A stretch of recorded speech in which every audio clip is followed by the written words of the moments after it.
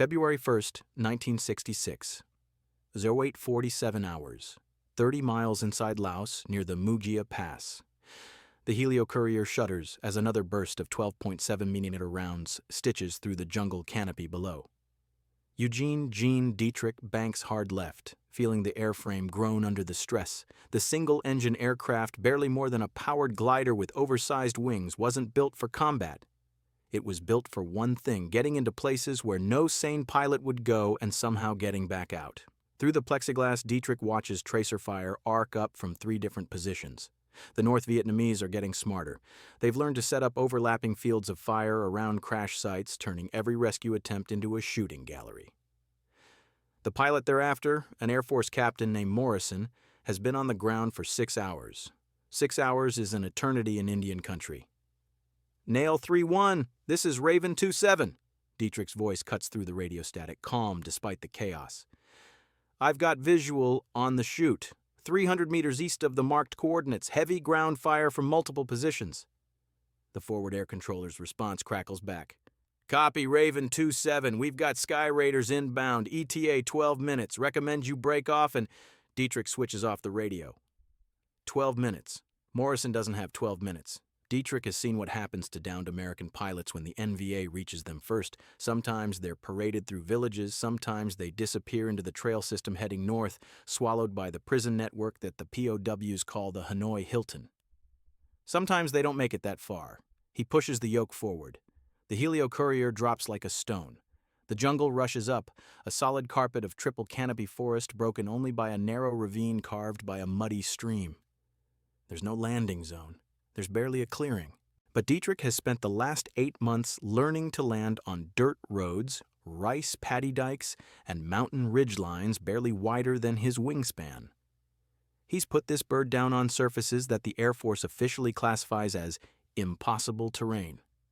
The problem isn't the landing. It's the 30 seconds he'll be on the ground stationary while Morrison runs for the aircraft. 30 seconds is enough time for the NVA soldiers converging on this position to put a rocket-propelled grenade through his cockpit. At 200 feet, Deatrick spots him. Morrison is moving through the undergrowth in a crouch, his orange survival vest visible in strobes between the trees. He's favoring his left leg. Behind him, maybe 50 meters back, Deatrick sees movement. Figures in pith helmets and green fatigues spreading out in a textbook search pattern. The ravine bottom is a mess of mud, rocks, and fallen logs. Maybe 100 feet of relatively flat ground before the terrain climbs again. Deatrick has landed on worse, but never with this much lead in the air. He bleeds off speed, fighting the crosswind that funnels through the valley. The Helio's massive wings catch every gust, trying to flip him into the canopy. At 50 feet, he can see individual leaves on the trees. At 30 feet, he spots a sandbar jutting into the stream. Just wide enough, maybe. The wheels touch down hard. Mud sprays across the windscreen. Deatrick stands on the brakes, feeling the aircraft slide forward, hydroplaning across the saturated ground. 20 feet from a fallen teak tree, the Helio shudders to a stop. He doesn't shut down the engine. The propeller keeps spinning, kicking up a brown mist of water and dirt. Morrison breaks from the tree line, running in an awkward, limping sprint. He's 50 feet away. 40. 30. The first rifle shot cracks past the cockpit, so close Deatrick hears the supersonic snap. Then a dozen more, stitching across the fuselage with metallic pings. A round punches through the rear window, showering the interior with glass fragments. Deatrick leans across the cockpit and kicks open the passenger door. "Move! Move! Move!" Morrison reaches the aircraft and literally throws himself inside. He's bleeding from a gash on his forehead, his flight suit torn and mud-caked. Before he's fully in, Deatrick is already pushing the throttle forward. The Helio lurches ahead. Bullets hammer the tail section. Through the side mirror, Deatrick sees muzzle flashes in the tree line. A full squad of NVA troops, maybe more, converging on their position. The propeller claws at the air. The overloaded aircraft picks up speed, bouncing over the uneven ground. Ahead, the ravine narrows, trees crowd in from both sides. There's maybe 60 feet of clearance, tight for a heliocourier, even empty. With 2 men aboard and minimal runway, it's going to be close. 50 knots. 60. The fallen teak tree rushes toward them. Deatrick pulls back on the yoke. The Helio's nose lifts. For a heart-stopping second, nothing happens. The aircraft hanging in that liminal space between ground and sky, neither flying nor falling. Then the wings catch air. The helio surges upward, clearing the tree with maybe 3 feet to spare. Branches scrape the belly with a sound like fingernails on metal. They're up. They're clear. Morrison slumps in the seat, gasping. His hands are shaking so badly he can't work his harness. Jesus Christ! He manages. Jesus Christ! That was... Another burst of fire tears past them. A round punches through the port wing, leaving a clean hole rimmed with torn aluminum. Deatrick banks east, using the terrain to mask their escape. The helio is hemorrhaging hydraulic fluid. He can see it streaming from somewhere behind the cockpit, and the controls feel mushy. But the engine is still running, the wings are still attached, and they're climbing. In the back of his mind, he's already calculating. This was his 43rd extraction in the last 8 months. 43 pilots pulled from behind enemy lines from crash sites the Air Force had already written off. The numbers don't matter to him. What matters is the radio call he won't have to make tonight, the one telling Morrison's wife that her husband isn't coming home. What Deatrick doesn't know, can't know in this moment, is that somewhere in the jungle below, an NVA intelligence officer is writing a detailed report about the American pilot in the unmarked aircraft who keeps appearing in places he shouldn't be able to reach. The officer is noting the gray helio courier, with no military markings, the reckless tactics, the impossible landings. The report will make its way up the chain. Within a month, North Vietnamese command will do something unprecedented. They'll put a price on an American pilot's head, $100,000, more than they're offering for any general, any colonel, any strategic target in Southeast Asia. But that's still weeks away. Right now, Deatrick is just trying to keep his shot-up aircraft in the air long enough to reach friendly territory. Morrison finally manages to speak. "Who the hell are you?" Deatrick doesn't take his eyes off the instruments. "Air America," he says, like that explains everything. To the men he rescues, it does. November 14th, 1966. Udorn Royal Thai Air Force Base, Thailand. 2130 hours. The debriefing room smells like stale coffee and cigarette smoke. Eugene Deatrick sits across from 2 men who won't give their real names. The one on the left calls himself Mr. Anderson. The one on the right doesn't offer anything at all. They're both wearing short-sleeved white shirts despite the ceiling fan doing nothing against the tropical heat. CIA, almost certainly. The kind who actually work for the agency, not the contractors like Deatrick, who fly under the Air America banner. 68 extractions in 10 months, Anderson says, sliding a manila folder across the table. You've pulled out more pilots than the entire Air Force Rescue Service in this sector. Deatrick says nothing. He's learned that silence works better than explanations with these people. You're also accumulating bullet holes at an impressive rate. Anderson opens the folder. Inside are photos of Deatrick's helio courier, different angles, different damage patterns. Maintenance logs show you've gone through 4 aircraft in 6 months. That's not normal wear and tear, Captain. The job's not normal, Deatrick responds. His voice carries the flat accent of the Pacific Northwest, stripped of emotion by months of impossible missions. You want me to go where the Jolly Greens can't? I'm going to take fire. The nameless man finally speaks. We're not criticizing. We're impressed. He pulls out another folder, this one thicker. We're also concerned. North Vietnamese intelligence has noticed you. That gets Deatrick's attention. Anderson takes over. 3 weeks ago, we intercepted a communication from NVA High Command. They've designated you a priority target. They're calling you Ma Bei, the ghost pilot. They think you're some kind of supernatural entity because you keep appearing in areas they've secured. I'm not supernatural, Deatrick says. I'm just willing to land where nobody else will. That's the problem, the nameless man says. You're predictable. The NVA has figured out your patterns. They know you'll come for a downed pilot no matter the circumstances. They're starting to use crash sites as bait. Deatrick leans back in his chair. He's heard this speech before from Air Force colonels who think he's taking unnecessary risks, from other Air America pilots who think he's making them all look bad. You asking me to stop? We're asking you to be smarter, Anderson says. You've got a target on your back now, a big one. We've picked up chatter suggesting they're positioning anti-aircraft batteries specifically to intercept your flight patterns. Then I'll change my patterns. It's not that simple. Anderson pulls out a black and white photograph. It shows a group of NVA soldiers standing around a crashed aircraft, weapons raised in celebration. In the background, barely visible, is what looks like a heavy machine gun mounted on a mobile platform. This was taken 6 days ago, 12 miles inside Laos. Notice anything? Deatrick studies the image. The machine gun isn't pointed at the sky. It's angled low, positioned to create a kill zone about 50 feet off the ground, exactly the altitude where a rescue aircraft would be most vulnerable during approach. They're adapting, he says quietly. Faster than we expected, the nameless man confirms. They've studied your techniques. They know you prefer valley approaches, that you'll use terrain masking to avoid radar, that you'll commit to a landing even under fire. They're turning your own tactics against you. For the first time in the meeting, Deatrick feels something cold settle in his gut. Not fear. He left that behind somewhere over the plain of jars, but recognition. The NVA aren't mindless peasants with rifles. They're professional soldiers who learn, adapt, and evolve. He's been treating them like an obstacle to overcome, not an enemy who's actively hunting him. Anderson closes the folder. We need you to take 2 weeks off. Let things cool down. Give them time to relax their guard. And the pilots who go down in the next 2 weeks? There are other assets who won't go where I go.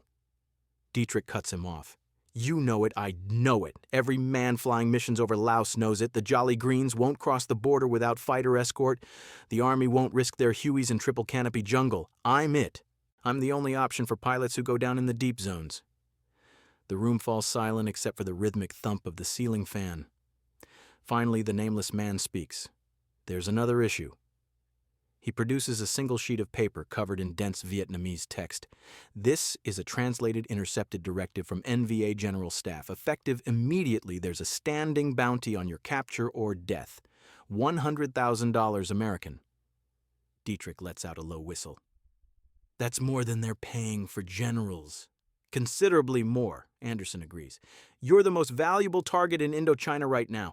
Every NVA soldier, every Pathet Lao guerrilla, every sympathizer in every village, they're all looking for a gray helio courier with no markings. You've become too successful for your own good.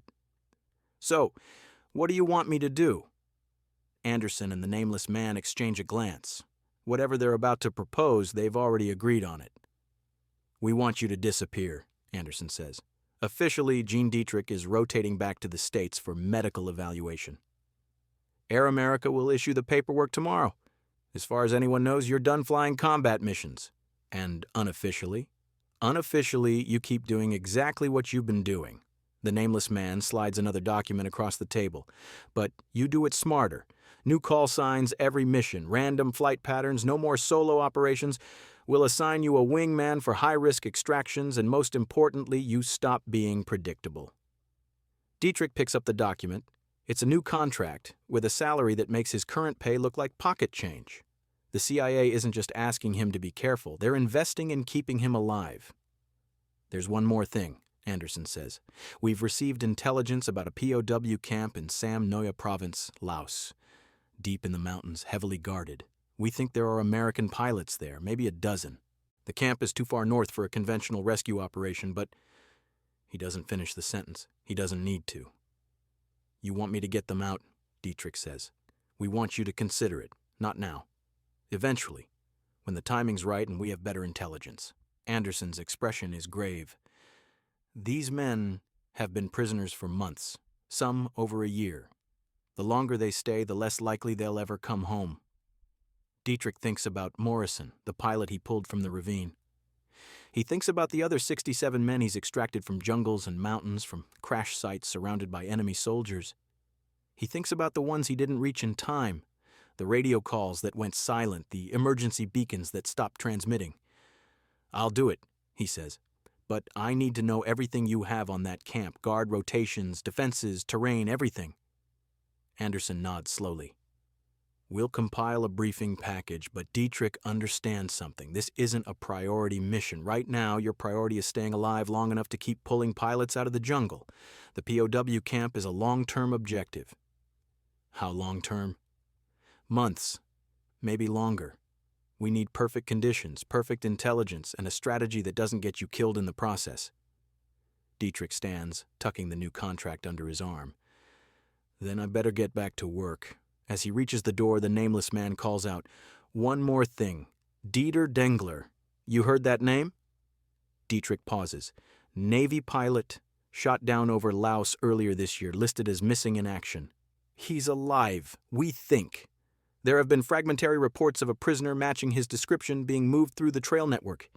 If you happen to hear anything, see anything, I'll bring him home, Deatrick says simply. He walks out into the humid Thai night, where his helio courier sits on the flight line, freshly patched and refueled. The mechanics have covered the new bullet holes with speed tape. In the morning, he'll be back in the air, flying into places where even the map makers fear to draw borders. The NVA has put a price on his head. Fine, he's put a price on theirs too. Measured not in dollars, but in the lives of the men he refuses to leave behind. Somewhere in the mountains of Laos, pilots are waiting for rescue. Some of them don't even know they're waiting yet. Their aircraft are still intact, their mission still underway.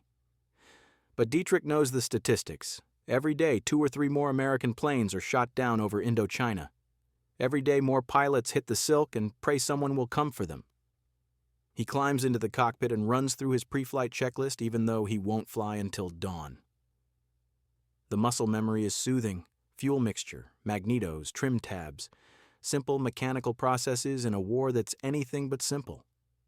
Above him, the stars burn cold and clear. Below, somewhere in the darkness, the jungle waits. June 30th, 1966. 1420 hours, 53 miles inside Laos, over the Phu Luang mountain range. The radio call comes through on the emergency frequency, weak and distorted by distance and terrain. Any station, this is SPAD 01 Alpha. I have visual on ground signal. Repeat, I have visual on ground signal. Grid coordinates, November Delta 7348. Single individual appears to be evading. Heavy jungle, no suitable LZ within 3 clicks. Deatrick is 70 miles south, returning from a failed extraction attempt near Chapone. His fuel gauge shows less than an hour of flight time remaining.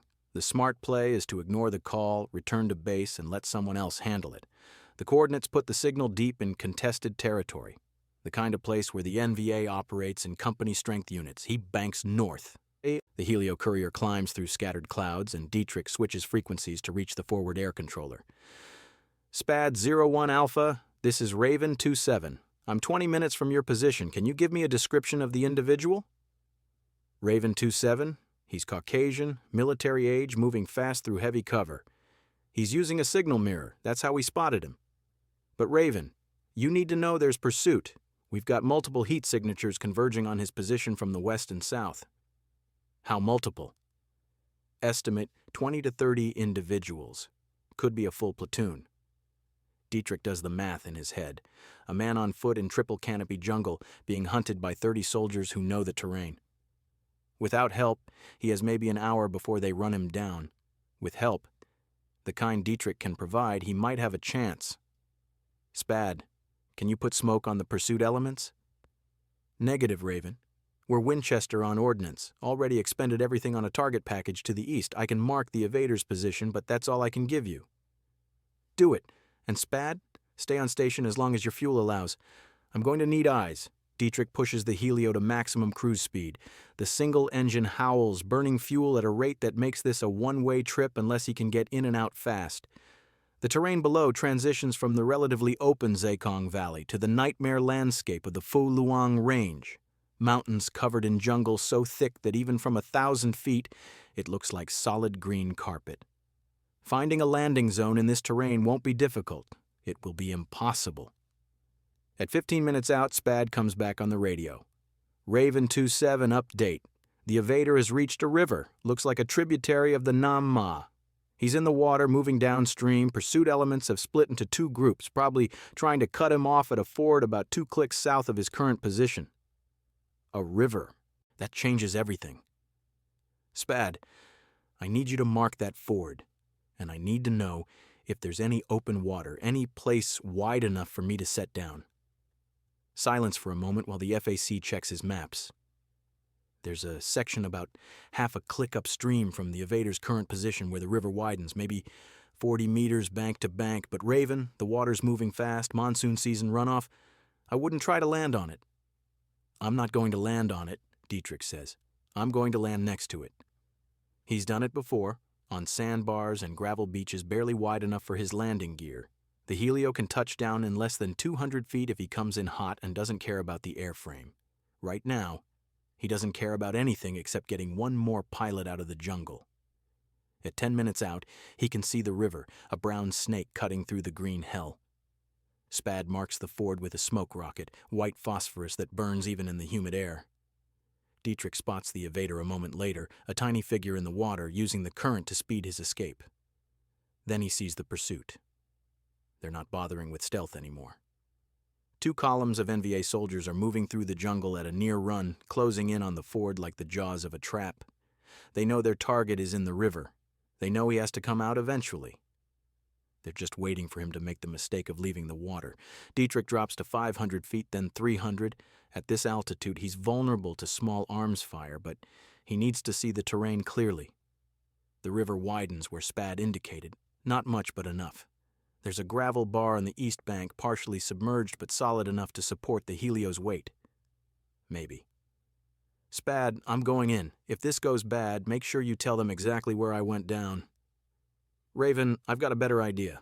Let me call in a rescap package, get some fast movers to suppress that pursuit element." "Give me 30 minutes. He doesn't have 30 minutes. I'm committed." Deatrick cuts the power and drops the Helio into a dive that would make any flight instructor weep. The river rushes up, muddy water churning over rocks. He levels out at treetop height, following the river's course, and spots the evader again. Closer now, maybe 300 meters upstream from the gravel bar. The man isn't just moving. He's swimming with the desperate strength of someone who knows death is measuring the distance in minutes. His face is turned upstream, watching for his pursuers, and he doesn't see the aircraft screaming toward him at 80 knots. Deatrick passes over him so low that the prop wash kicks up spray. The evader's head snaps up, and for just a moment, Deatrick sees his face, gaunt, bearded, eyes wide with shock and desperate hope. Then he's past, banking hard to line up with the gravel bar. The approach is ugly. Crosswind gusting through the canyon, the river below moving too fast for a water landing, trees crowding both banks. Deatrick drops full flaps, bleeding off speed, and aims for a section of gravel that might be wide enough. The wheels touch down on submerged rocks. Water sprays across the windscreen. The Helio bounces, skids sideways, and for a heart-stopping moment, Deatrick thinks he's going to cartwheel into the river. Then the tailwheel catches on something solid, and the aircraft shudders to a stop with one wing hanging over the water. He doesn't shut down the engine. He can't. If the Helio's wheels sink into the gravel, he'll never get enough power to pull them free. Through the windscreen, he sees the evader swimming toward him with powerful strokes. The current is fighting him, trying to sweep him past the gravel bar. 40 meters, 30, 20.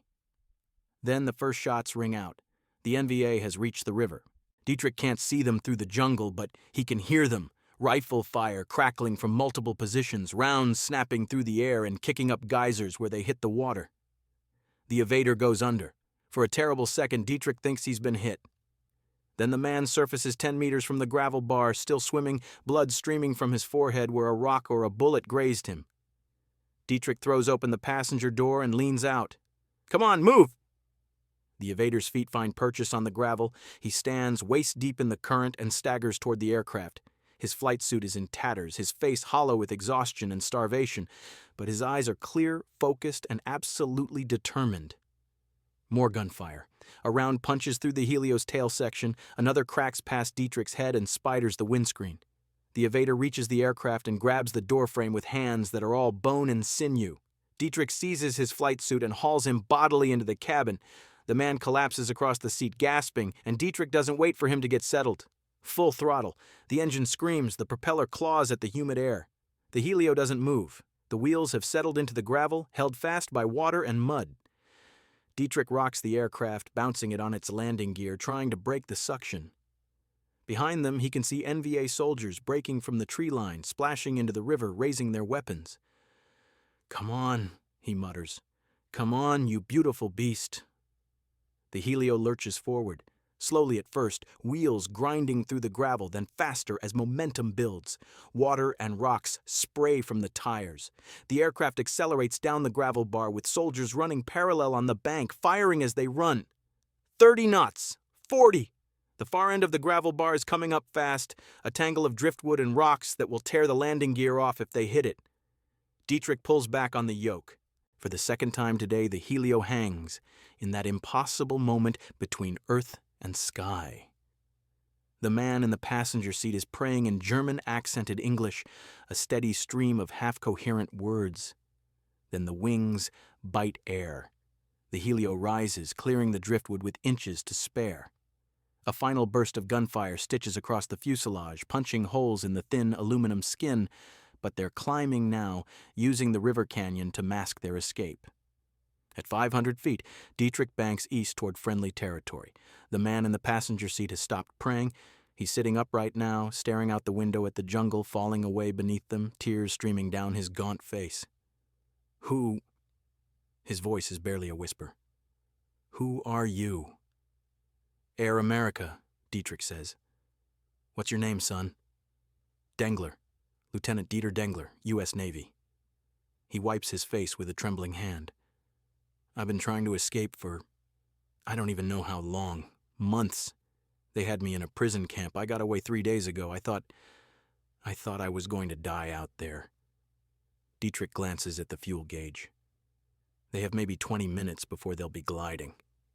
But they're over friendly territory now, and there's a forward airstrip at Nakhon Phanom that can handle a helio courier. "You're not dying today," he says simply. Dengler looks at him, really looks at him for the first time. "You came alone. No gunships, no support. You just came. That's the job. They're going to want to kill you, the NVA. After this, after all the men you've saved, they're going to hunt you." Deatrick has already received the briefing about the bounty, about the target on his back. But sitting here with Dengler, this walking skeleton of a man who refused to give up, who escaped from a prison camp and evaded through hostile jungle for 3 days, Deatrick realizes something fundamental. The NVA can hunt him all they want. They can put whatever price they want on his head. It doesn't matter, because for every pilot like Dengler who makes it home, for every rescue from an impossible situation, Deatrick is proving something that no amount of money can buy. American forces don't abandon their own.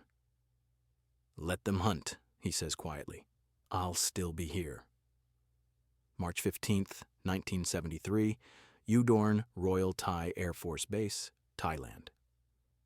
06:30 hours. 7 years have passed since that first extraction of Morrison from the ravine. 7 years of impossible rescues, of bullet-riddled aircraft held together by speed tape and stubborn determination, of landings that shouldn't have been survivable and takeoffs that defied every principle of aeronautical engineering. Eugene Deatrick stands beside his helio courier. Not the original, not even the second or third, but the 11th aircraft he's flown into places where maps simply label the terrain as hostile or unknown. This one bears the scars of 206 missions. Someone on the maintenance crew has been keeping count, painting small silhouettes of rescued pilots beneath the cockpit window. 206 tiny figures, each one representing a man who went home instead of disappearing into the jungle or the prison system. The war's ending. The Paris Peace Accords were signed 2 months ago. American combat troops are withdrawing. The skies over Laos and North Vietnam, once filled with the daily thunder of B-52s and fighter bombers, are growing quiet. But there are still men out there, POWs in camps that won't be acknowledged until the final prisoner releases. Pilots shot down in the last days of combat operations who are evading through hostile territory, praying someone will come for them before the NVA closes in. Deatrick's mission hasn't ended. It won't end until the last American is accounted for. His radio crackles to life. "Raven 27, this is Hillsborough Control. We've got a situation developing in Military Region 4. A-7 Corsair down approximately 40 miles northeast of the Mujia Pass. Pilot ejected successfully, has established radio contact, but Raven, he's in a bad spot." Deatrick is already moving toward his aircraft. Define bad spot, Hillsborough. He's on a ridge line overlooking a major NVA supply route. Intelligence estimates a full battalion in the area, plus AAA positions and possibly SA-7 SAMs. The Jolly Greens are refusing to attempt extraction without fighter support, and we can't get fast movers in the area for another 3 hours due to weather. 3 hours is too long. We know. That's why we're calling you. There's a pause. Raven, you need to understand something. We've been tracking increased NVA activity in your operational areas for the last 6 weeks. They're actively hunting for you. We've intercepted communications indicating they've positioned dedicated anti-aircraft units along your known flight corridors. This could be a trap, Deatrick finishes. Yeah, I know. Send me the coordinates. He climbs into the cockpit while the coordinates come through. The position is deep, 40 miles inside Laos, in terrain that's been contested since 1965. The NVA owns that ground. They've had 8 years to study every approach, every valley, every potential landing zone. If they wanted to set up an ambush for one specific pilot, this would be the perfect place to do it. Deatrick starts the engine anyway. The flight north takes 43 minutes.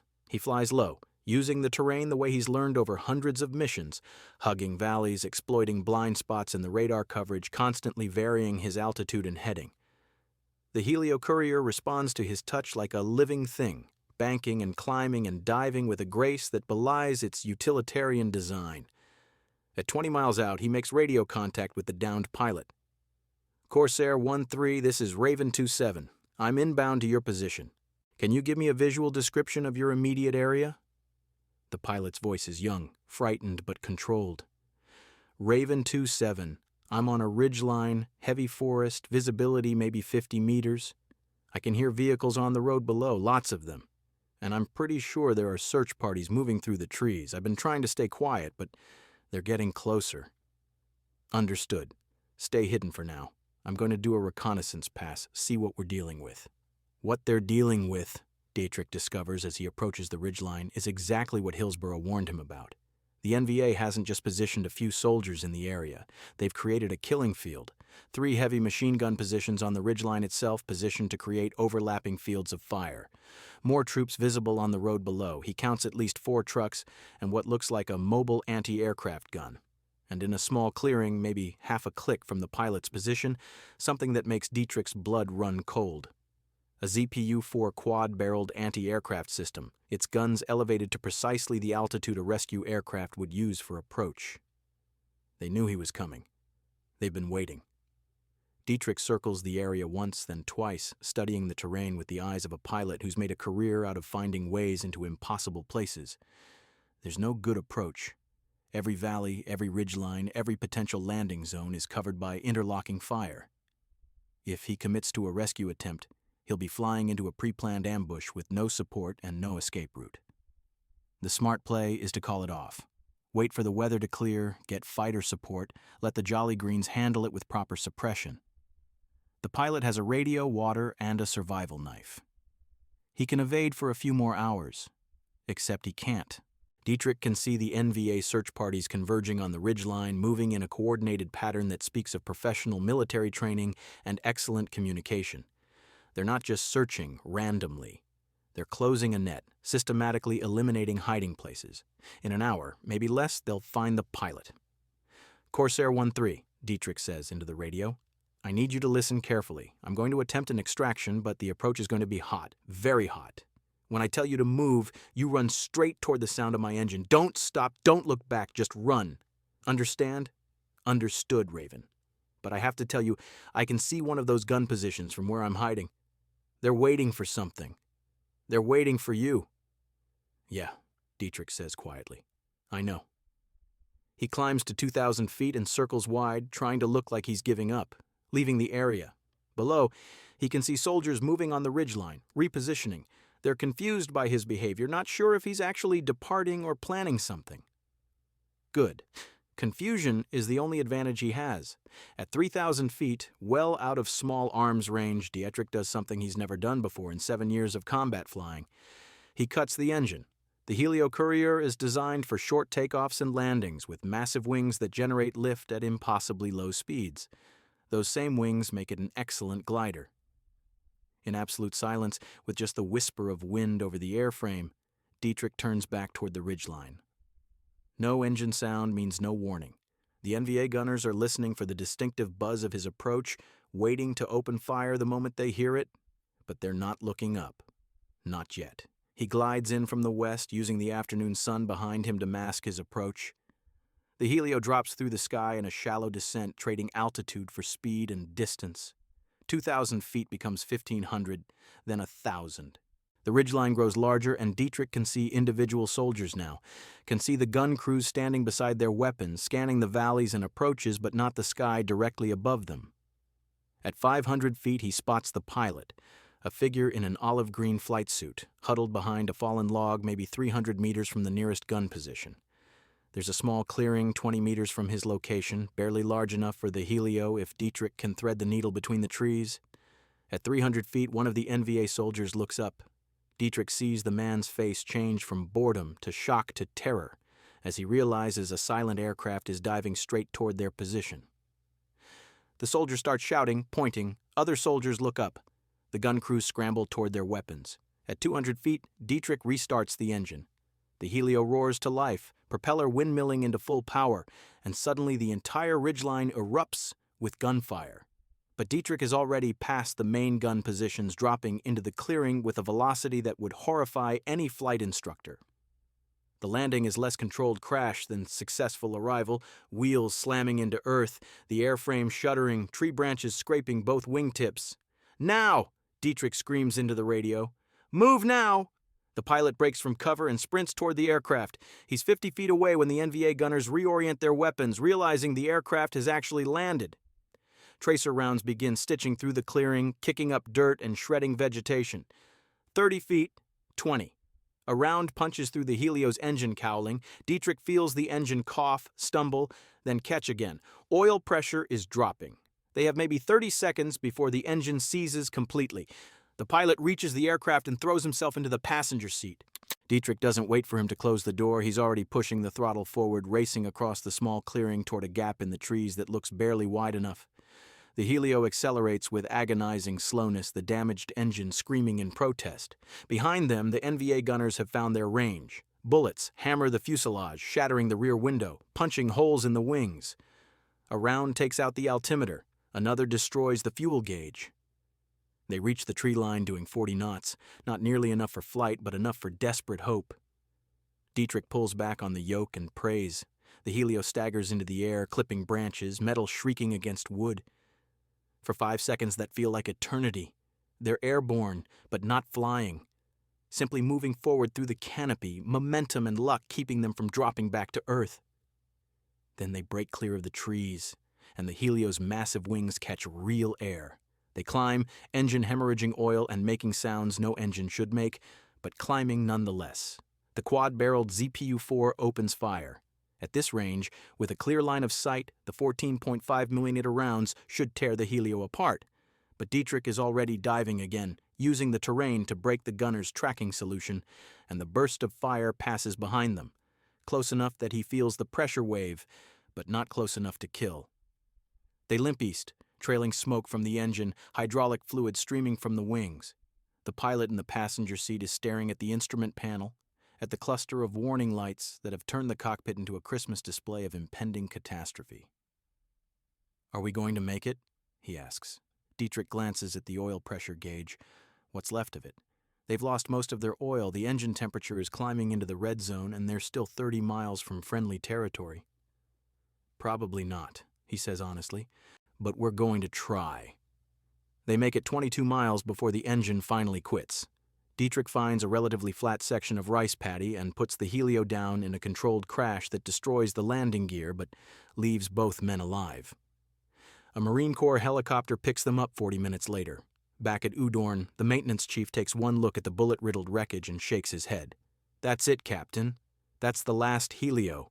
There are no more replacements. Your war is over." But the chief is wrong. 3 days later, a brand new Helio courier arrives courtesy of a CIA budget line that officially doesn't exist. Painted on the nose, beneath the cockpit, is a small metal plaque. It reads, "For the Ghost Pilot 206 rescued, keep flying." Eugene Deatrick flies 73 more missions before the last American combat operations in Indochina officially cease. His final extraction is a young Air Force lieutenant who went down 50 miles inside North Vietnam on March 28, 1973, less than 2 months after the peace accords, in a war that's supposed to be over. The NVA never collects the bounty on his head. They never even come close. But in their intelligence reports and the debriefings of soldiers who watched him fly into ambushes and emerge with rescued pilots, a different kind of payment is recorded: respect. The ghost pilot becomes a legend not just among the men he saves, but among the enemy who tries and fails to kill him. In Vietnamese, they call him Nguoi Kong, the Giet Juach, the man who cannot be killed. Eugene Deatrick knows the truth, though. He's not unkillable. He's just unwilling to stop. Every mission is a calculated risk. Every rescue is a bet that skill, determination, and a little bit of luck will overcome impossible odds. For 7 years, he wins that bet 279 times, and every man who climbs into his aircraft bleeding and terrified and desperate goes home. That's not a legend. That's just the job.